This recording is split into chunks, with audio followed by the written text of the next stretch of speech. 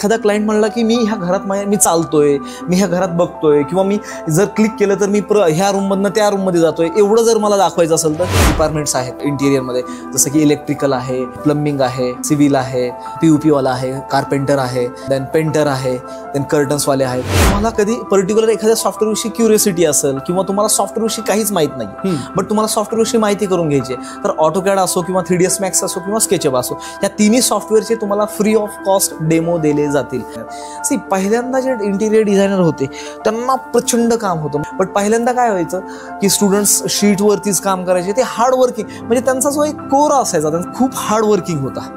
But आता जर तुम्ही पाहिलं, आत्ताच्या स्टुडंट्सला काम थोडं जरी आलं तरी चालेल, बट मला सॅलरी खूप चांगली हवी असं झालेलं आहे. आम्ही अंडर वन रूफ सर्व्हिसेस पण देतो आणि एज्युकेशन पण प्रोव्हाइड करतो. हे आम्ही स्टुडंट्सला शिकवताना सांगतो की तुम्ही कॉस्ट कटिंगच्या नादामध्ये चीप क्वालिटीचं मटेरियल वापरू नका. प्रॅक्टिकल नॉलेज, मार्केट सर्वे, प्रत्येक वेंडरविषयी माहिती किंवा प्रत्येक वेंडर्स सोबत तुम्ही कशा पद्धतीने डील करायला पाहिजे, त्यांच्यासोबत कसे रेट्स फायनल करायला पाहिजेत, ह्या सगळ्या गोष्टींचं नॉलेज आम्ही त्यांना प्रोव्हाइड करतो. जर एखादा क्लायंट असेल आणि त्या क्लायंटचं मला काम करायचं असेल, तर तो क्लायंट मला म्हणतो की सर माझं हे बजेट आहे आणि साधारण मला ह्या गोष्टी करायच्या आहेत, त्या गोष्टी त्या बजेटमध्ये बसवायच्या असतील तर आपण त्यांना सांगू शकतो की तुम्ही याऐवजी हे मटेरियल वापरलं तर ह्या गोष्टी चांगल्या पण दिसतील आणि तुमच्या बजेटमध्ये पण येतील. म्हणजेच काय, तुमच्याकडे ते नॉलेज असणं गरजेचं आहे की तुम्ही एका गोष्टीसाठी 2, 3, 4 ऑप्शन्स त्यांना देऊ शकता. करेक्ट.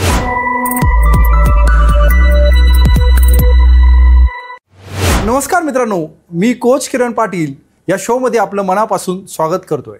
आपलं आजच्या एपिसोड म्हणजे आपलं 3D विजन इन्स्टिट्यूटच्या पॉडकास्टमध्ये मनपूर्वक स्वागत आहे. या पॉडकास्टचा उद्देश आहे तुम्हाला योग्य दिशा देणं आणि तुमच्या करिअर प्रवासात प्रेरणा देणं. आजच्या या खास भागामध्ये आपण अशा संस्थेबद्दल जाणून घेणार आहोत जी इंटिरियर डिझाईनच्या क्षेत्रात नवीन उंची गाठतीये. ती म्हणजे 3D विजन इन्स्टिट्यूट. ही केवळ एक इंटिरियर डिझाईन संस्था नाही, तर एक असं व्यासपीठ आहे जिथं शिक्षण, अनुभव आणि इंडस्ट्रीची जोडलेली उत्कृष्ट ट्रेनिंग मिळते. या संस्थेची स्थापना नीलकंठ घाटुळ उर्फ नील सर आणि गजानन नागे या दोघांनी मिळून केली आहे. एक छोटंसं बी लावलं का त्याचा वटवृक्ष तयार होतो आणि आज एवढा मोठा वटवृक्ष तुम्ही तयार केला आहे आणि तुमचं FC रोडला ऑफिस आहे. करेक्ट. तर कशी याची स्थापना कशी झाली आणि काय त्याच्या पाठीमागचा उद्देश होता? तुम्हाला वाटलं की बाबा ह्या संस्थेची आपण स्थापना करावं? साधारण मी 2012-13 जॉबसाठी सर्चिंग करत होतो. तर मी सर्च केला बऱ्याच ठिकाणी जॉब. मला जसा जॉब हवा होता तसाही मिळाला. मी बरेच दिवस तिथेही जॉब केला. बट जॉब करत असताना आहे ना, मला काही गोष्टी जाणवायच्या, जशा की माझ्यासोबत जे काही कलिग्स वगैरे यायचे, तर डिझायनिंग फील्डमध्ये आहेत ना, जेव्हा एखाद्या तुम्ही ऑफिसमध्ये जाता तर बऱ्याचशा वेगवेगळे कॅन्डिडेट्स किंवा बरेचसे वेगवेगळे एम्प्लॉईज तुम्हाला तिथं दिसतात. जसं की काहींना CAD खूप चांगलं जमतं, काहीला स्केचअप खूप चांगलं जमतं किंवा काहीला 3ds Max खूप चांगलं जमतं. बट बरेचसे जण असे होते की जरी त्या गोष्टी चांगल्या जमत असतील तरी त्यांना आहे ना त्या सॉफ्टवेअरमध्ये काही लिमिटेशन्स असायचे की नाही इथपर्यंत मला येतं, याच्या पुढचं नाही जमत. तर मग अशा वेळेस मी काय करायचो, माझा बऱ्याचशा सॉफ्टवेअरवरती हँड्स ऑन चांगला होता. त्यामुळे मी काय करायचो, मग ज्या ठिकाणी मी जॉबला होतो तिथेही मला त्यांनी खूप चांगल्या रोलवर ठेवलं होतं की जेणेकरून जे नवीन ट्रेनिंग येतील किंवा जे नवीन एम्प्लॉईज येतील त्यांना तुम्ही चांगल्या पद्धतीने ट्रेन करा किंवा त्या पर्टिक्युलर सॉफ्टवेअरमध्ये त्यांना काही डाऊट्स असतील तर ते सॉल्व्ह करा. तर मी तसे सॉल्व्ह करत असताना मलाही थोडंसं कुठंतरी जाणवलं की मला चांगल्या पद्धतीनं एक्सप्लेन करता येतं किंवा चांगल्या पद्धतीनं शिकवता येतं. तर मग मी काय ठरवलं की आपण मीनवाईल मुलांना ट्रेनिंगही दिली तर जेणेकरून जे ऑफिसमध्ये काम लागतं किंवा जशा पद्धतीनं इंडस्ट्रीमध्ये काम चालतं, मग त्यामध्ये प्लॅनिंग असो किंवा वर्किंग ड्रॉइंग्स देणं असो किंवा 3D बनवणं असो, मुलांना 3D तर बनवता यायचं, बट ते कशा पद्धतीनं बनवायला पाहिजे काय ह्या गोष्टी त्यांना समजायच्या नाही. त्यावेळेस मग ट्रेनिंग देत असताना ह्या सगळ्या छोट्या छोट्या गोष्टींचा मी विचार करत ट्रेनिंग द्यायचो. तर तेव्हा मग ट्रेनिंग देत असताना मला कळालं की आपण इन्स्टिट्यूट जरी चालू केलं तर त्या इन्स्टिट्यूटमध्ये आपल्याला खूप चांगल्या पद्धतीने प्रत्येक स्टुडंटला प्रत्येक सॉफ्टवेअरमध्ये तसंच मल्टिपल सॉफ्टवेअरमध्ये पण खूप चांगल्या पद्धतीने ट्रेन करता येईल. त्यामुळे मग मी इन्स्टिट्यूटचा विचार केला आणि इन्स्टिट्यूट स्टार्ट केलं आम्ही ते 2014ला FC रोडला. अच्छा, FC रोडला 2014 पासूनच ऑफिस? एक्झॅक्टली, पहिल्यापासूनच. कारण की जर पाहायला गेलं तर FC रोड हा सेंटर लोकेशन आहे, पुण्याचं हार्ट ऑफ सिटी आहे. तर तिथे जर तुम्ही पाहिलं तर कोणताही क्लायंट असो किंवा स्टुडंट असो, जर त्याला म्हटलं की आपण पुण्यात FC रोडला यायचं किंवा JM रोडला यायचं, तर ते सहज म्हणतात की ठीक आहे. कारण की तिथलची कनेक्टिव्हिटी पण खूप चांगली होती, आजूबाजूला कॉलेजेस खूप होते. तर त्यामुळे पहिल्यापासूनच आम्ही FC रोड हा लोकेशन ठेवला होता, जिथे तुम्हाला खूप चांगल्या पद्धतीने ट्रेनिंग द्यायला, सेवा द्यायला तुम्हाला चांगला स्कोप मिळेल. तुमची संस्था डिझाईन शिक्षणासाठी कोणता दृष्टिकोन स्वीकारते जो तुम्हाला इतर संस्थांपेक्षा वेगळं बनवतो? असं काय USP आहे सगळ्यांपेक्षा? ॲक्च्युली काय आहे, आम्ही स्वतः आर्किटेक्चरल प्रोजेक्ट्सही घेतो, जसं की त्यामध्ये कन्स्ट्रक्शन असो किंवा इंटिरियर असो. तर ह्या गोष्टी करत असताना काय काय गोष्टींचा लक्षात ठेवायला पाहिजे किंवा त्याचा वर्कफ्लो कसा असायला पाहिजे हा आम्हाला चांगल्या पद्धतीनं माहीत आहे. मग तुम्ही जर काम करत आहात तर काम करत असताना तुमचा जो एक म्हणजे ॲक्टिव्हिटीज आहेत, त्या ॲक्टिव्हिटीज कोणत्या ॲक्टिव्हिटीज कशावरती बेस आहेत किंवा कोणती ॲक्टिव्हिटी झाल्यानंतर कोणती ॲक्टिव्हिटी असायला पाहिजेत, ह्या सगळ्या गोष्टी आम्हाला खूप चांगल्या पद्धतीने माहिती आहेत. कारण की आम्ही आत्तापर्यंत खूप सारे प्रोजेक्ट्स केलेले आहेत. सो आम्ही स्टुडंट्सला हे खूप चांगल्या प्रकारे सांगू शकतो की ही ॲक्टिव्हिटी झाल्यानंतर ही ॲक्टिव्हिटी करणं गरजेचं आहे, जेणेकरून तुमची पुढच्या ॲक्टिव्हिटीमध्ये तुम्हाला अडचण येणार नाही किंवा तुमचा त्यामध्ये वेळ जाणार नाही. सो जो प्रोजेक्ट रिलेटेड जे एज्युकेशन आहे किंवा जे ऑनसाईट जे एज्युकेशन असतं ते एज्युकेशन आम्ही प्रोव्हाइड करतो सर. Very nice.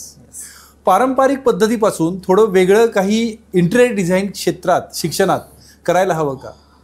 अगदीच सर, तुम्ही जर पाहिलं असेल तर इंटिरियर किंवा आर्किटेक्चरल फील्डमध्ये सगळ्यात पहिल्यांदा जेव्हा ही फील्ड आली होती तर तेव्हा लोक खूप मोठे मोठे शीट्स ड्रॉ करत बसायचे, रात्र त्यांचा जागून त्यांना शीट्स बनवावं लागायचे. जसं पाहायला गेलं तर आत्ताही स्टुडंट्सला कॉलेजेसमध्ये शीट सबमिशन असतंच, बट पहिल्यांदा सॉफ्टवेअर नसल्यामुळे जे काय सबमिशन करायचे किंवा जे काय क्लायंटला काम दाखवायचे त्यासाठी त्यांना शीटवरतीच ड्राफ्ट करून दाखवावं लागायचं. आणि शीटवरती ड्राफ्ट करायचं म्हणल्यानंतर एक व्यक्ती एका प्रोजेक्टवर किती वेळ काम करू शकतो किंवा त्याची प्रोडक्टिव्हिटी किती असू शकते, सो तिथे कुठेतरी लिमिटेशन्स दिसायचं. सो लिमिटेशन्स असल्यामुळे म्हणजे काय, त्यामध्ये खूप जास्त वेळ जायचा आणि त्या जास्त वेळेमध्ये आउटपुट जास्त एवढं निघायचं नाही. मग आता सॉफ्टवेअर शिकण्याचं कारणच हे की सॉफ्टवेअर हे टाइम सेव्हिंग आहेत आणि त्यामध्ये जी ॲक्युरसी मिळते.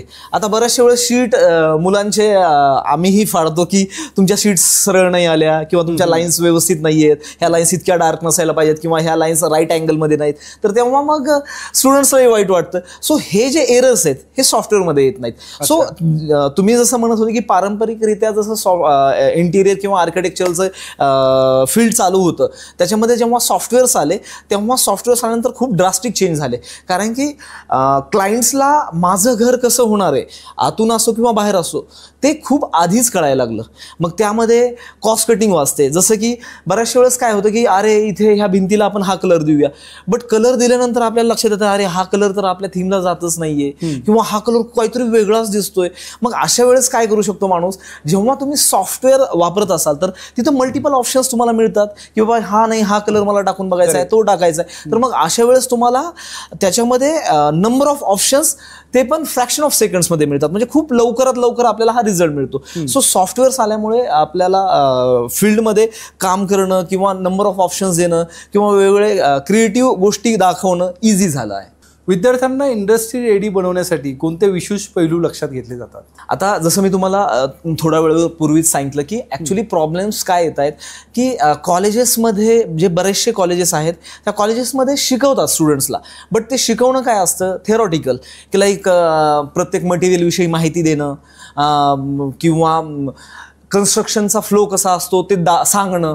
बट काय असतं इंटिरियर किंवा आर्किटेक्चर किंवा सिव्हिल ही फील्ड अशी आहे की जोपर्यंत तुम्ही प्रॅक्टिकली त्या गोष्टी बघत नाहीत किंवा त्या करत नाहीत तोपर्यंत तुम्हाला कुठेतरी तो एक कॉन्फिडन्स येणार नाही. भले की इंटिरियर हा 2-3 वर्षाचा डिप्लोमा डिग्री कोर्स आहे, 1 वर्षाचा डिप्लोमा कोर्स आहे, बट जोपर्यंत तुम्ही साईडवर जात नाहीत, साईडवर गेल्यानंतरच तुम्हाला खास काही गोष्टी कळणार आहेत.